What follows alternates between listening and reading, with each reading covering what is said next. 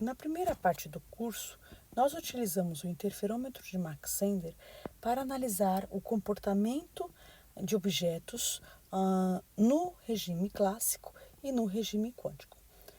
Em particular, no regime quântico, para entender o comportamento observado para o fóton, nós associamos a cada direção, a cada braço do interferômetro, um vetor num espaço bidimensional e, além disso, utilizamos certas regras para prever o comportamento, entender, né, mapear o comportamento desse fóton.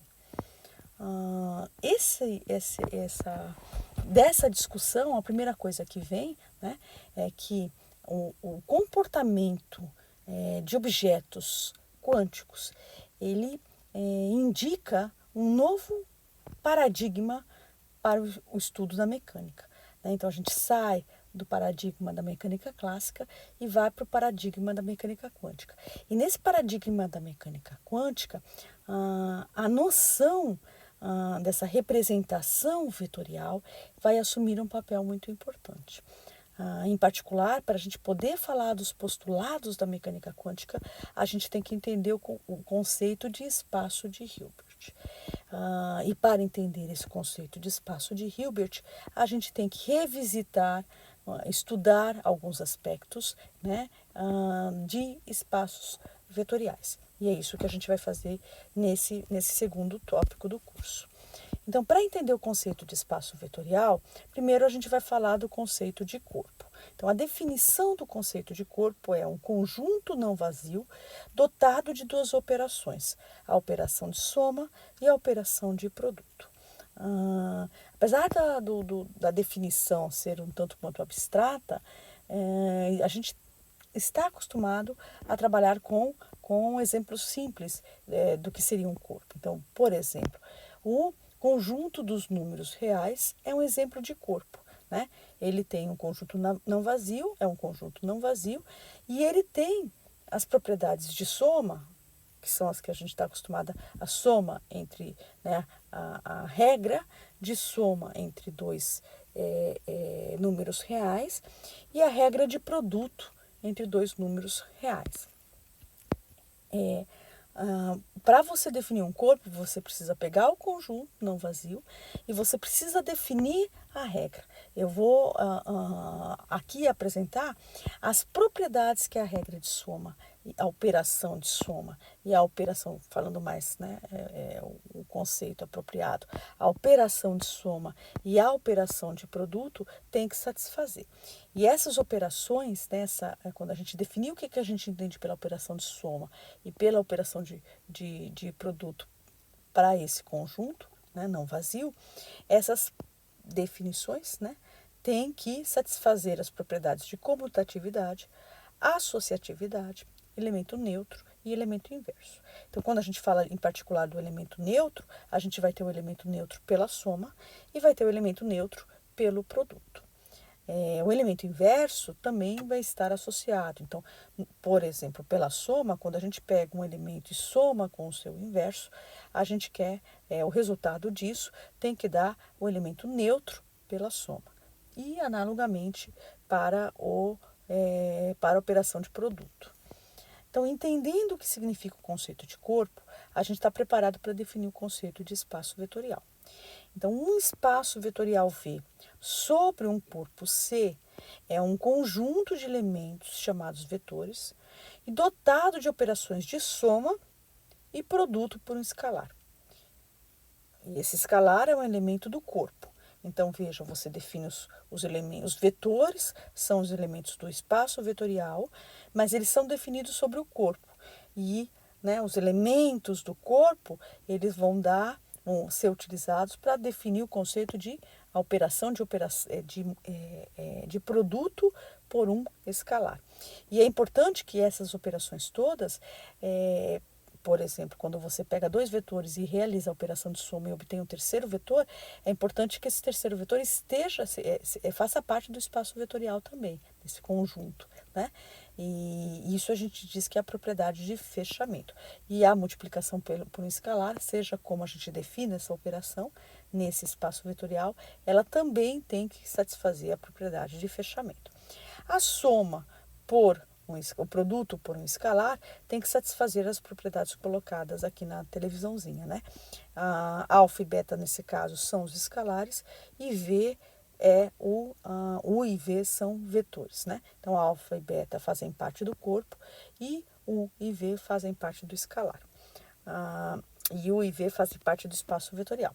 Então, tá muito abstrato. Então, vamos trazer para o que a gente conhece para entender isso melhor. Então, um exemplo de espaço vetorial são vetores no plano. Então, quando a gente fala de um vetor no plano, eu vou colocar a simulação aqui para mostrar inicialmente, você primeiro representa geometricamente. Então, eu tenho aqui a representação geométrica do vetor A, eu estou aumentando a intensidade, mexendo com o ângulo em relação à horizontal, e aqui eu coloquei um vetor que tem tamanho 21,2 e tem projeções, né, componentes nas direções x e y, ambas de 15 unidades. Né? Isso faz com que o ângulo com a vertical, assim como o ângulo com a vertical que o vetor faz, sejam sempre de 45 graus. Então, nessa simulação, você pode trabalhar com esses vetores da forma geométrica, mas você também pode trabalhar com esses vetores por meio desses dois escalares, que são as projeções do vetor nas direções horizontal e vertical. As duas maneiras de trabalhar trazem a mesma informação matemática, mas, obviamente, é mais fácil trabalhar com escalares do que com vetores. A soma de dois vetores que a gente utiliza quando vai trabalhar problemas de física, usualmente, né, ela satisfaz as propriedades do espaço vetorial. Você pode provar isso geometricamente, que é mais difícil, né, e provar, ou então provar por meio da representação em dois escalares. Então, esse espaço vetorial, se a gente usar a representação em termos das projeções, ele vai ser o próprio R2, né, com x e y sendo os pares ordenados, representando as respectivas projeções no eixo x e no eixo y, e o corpo com seus próprios reais, né? Porque a gente tem a operação de multiplicação por um escalar. Você pega um vetor e você pode multiplicar por um escalar. Essa operação está bem definida quando a gente trabalha com vetores. Então, por exemplo, se a gente quiser demonstrar para a situação de vetores no plano, como que a comutatividade é satisfeita, nós poderíamos fazer a representação geométrica, mas a representação por meio dos escalares é muito mais fácil de demonstrar isso, utilizando essa representação. Então, por exemplo, se eu digo que U tem componentes x1 e y2, e V, o elemento do espaço vetorial, tem componentes x2 e y2, então x1 mais x2 vai ser expresso em termos da soma das componentes. Então, é x1 mais x2 e y1 mais y2. Ora, a soma de escalares, ela é comutativa. Então, se eu escrevo x1 mais x2, é a mesma coisa que escrever x2 mais x1. Então, x2 mais x1 é a soma x2, y2 mais x1, y1.